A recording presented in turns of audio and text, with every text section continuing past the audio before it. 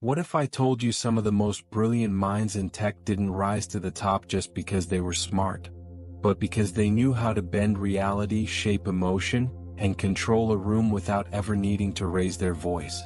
Sounds dramatic, right? But look a little closer at Steve Jobs.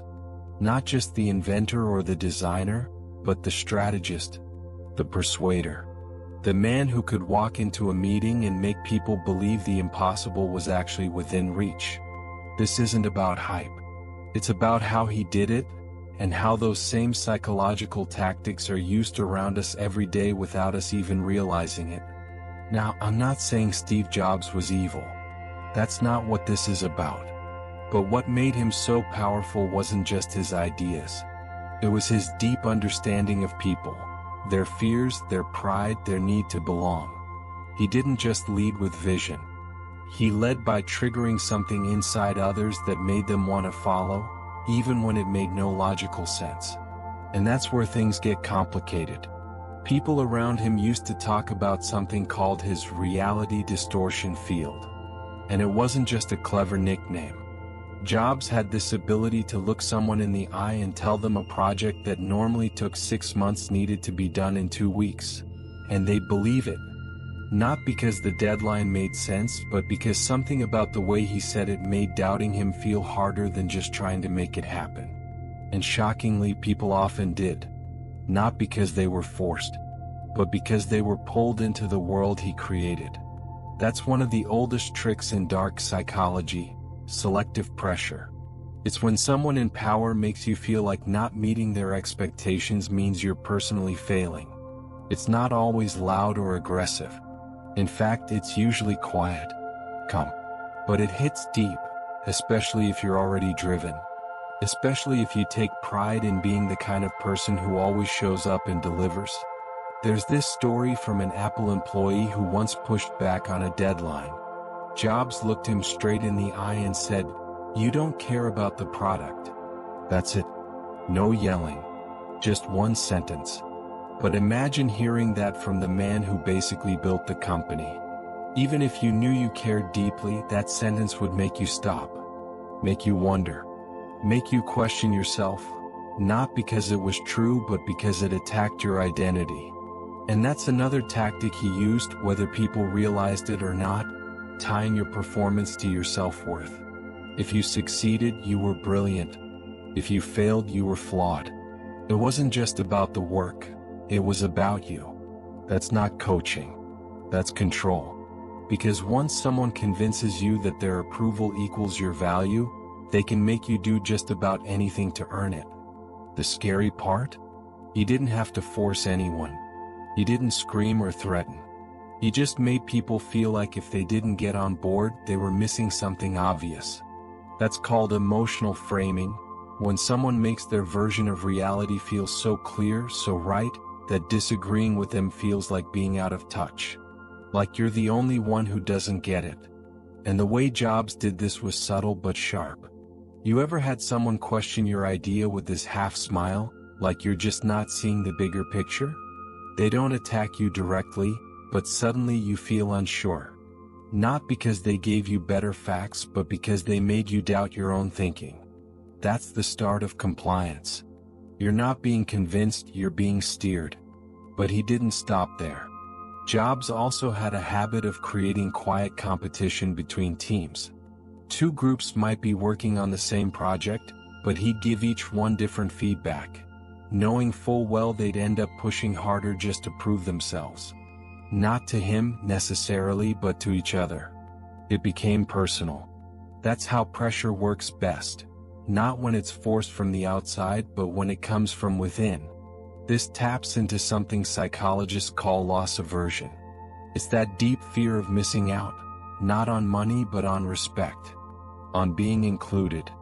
On being seen as valuable. If you thought the other team was ahead, you didn't want to be left behind. So you stayed late. You revised your designs again and again. You tried to read his mind before he ever stepped into the room. Not because you had to, but because you needed to feel like you were still in the game. And here's what makes all of this so hard to untangle. It worked. Apple became one of the most successful companies in the world not just because of its products, but because the people building them were pushed to the edge. They believed in the mission. They were proud of the work.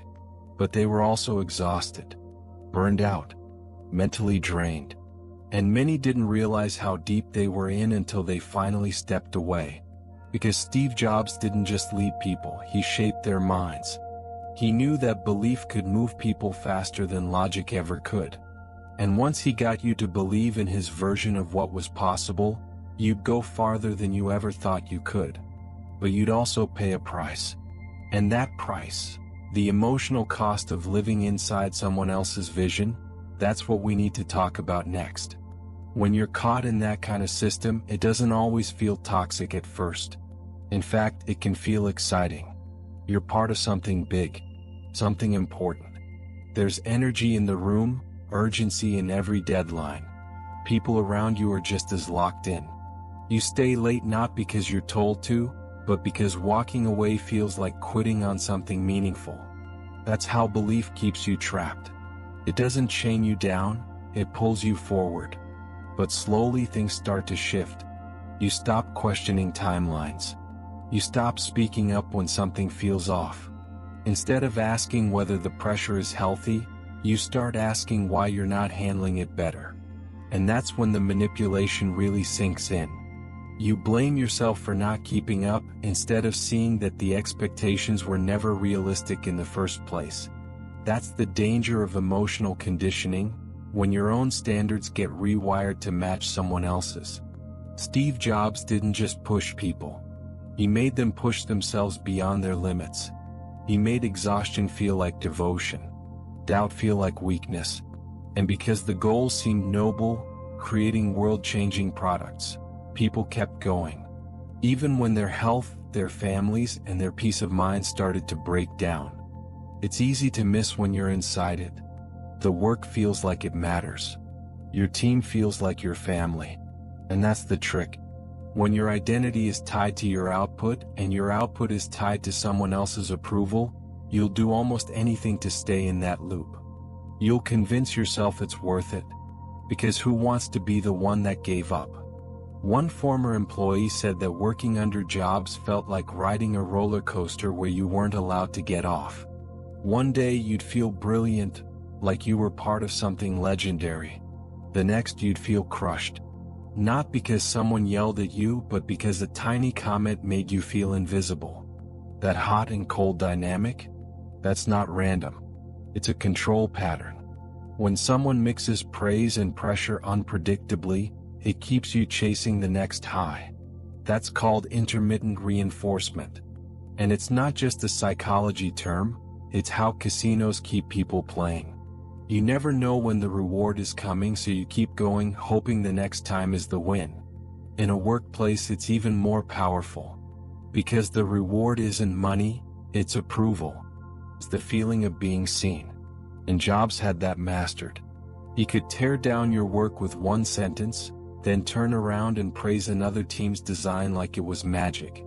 The message wasn't just about what was good, it was about who was good. And if you were lucky enough to get on his good side, it felt like winning the lottery. But if you weren't, you were left wondering what you were doing wrong, even when you were doing everything right. Over time, people internalized that. They didn't just want to impress him, they needed to. They shaped their decisions around what they thought would earn his praise. They stayed quiet when they had doubts. They ignored warning signs in their own lives, thinking, this is what it takes to be great. And that belief, that greatness always has to come with suffering, is one of the most dangerous parts of this whole story. Because it doesn't stop at tech. You'll find the same patterns in schools, startups, hospitals, sports teams, any place where high achievement is valued.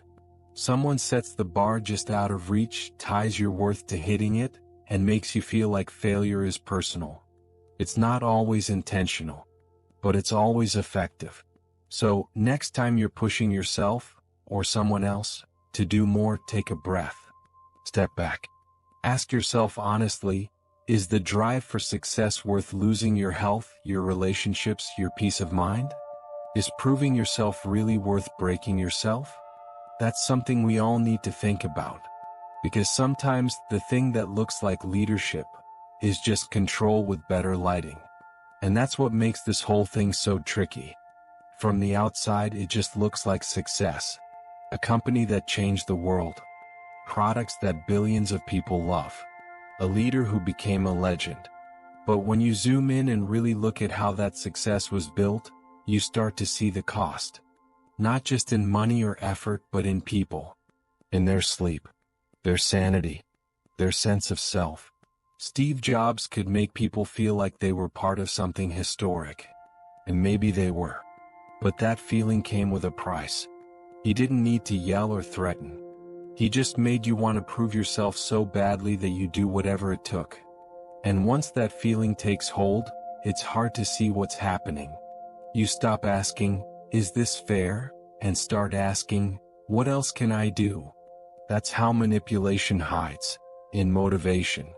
It dresses itself up like ambition. It feels like chasing greatness, but underneath, it's twisting your sense of reality.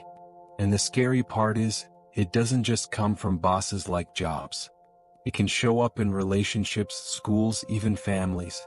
Anytime someone makes you question your worth unless you perform a certain way, that's a red flag. But here's the good news. Once you see it, you can't unsee it. You start to notice when someone's pushing just a little too hard. When praise feels more like bait than appreciation. When your own voice starts getting drowned out by the need to impress someone else. That's when you can stop, take a breath, and remind yourself who you are without all the pressure. You don't have to earn your value. You already have it. And no product, no project, no person should ever make you feel smaller just because you didn't meet their impossible standard. Steve Jobs was a genius in many ways. But even genius doesn't excuse manipulation. The more we understand that, the better we get at protecting ourselves and leading others with more honesty and care.